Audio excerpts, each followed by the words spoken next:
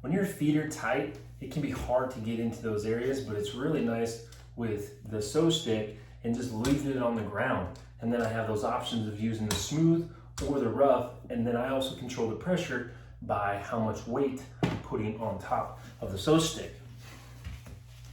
Now, when I'm pressing into this, it's hard plastic, so it's giving me some nice feedback.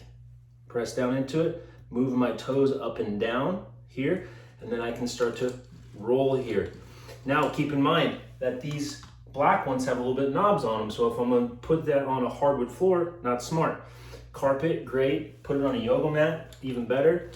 And then roll, shifting your foot, get into that arch, get into the outside part of your foot, get all the way up by your toes, get all the way down by your heel.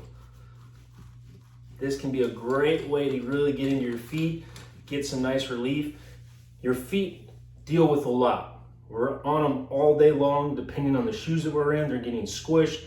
They're not getting much freedom, so they'll start getting tight and cause problems. Second is that if you are having foot problems, it could all be coming from your calves being too tight. So make sure you go back to those calf videos and massage your calves and get into your feet too.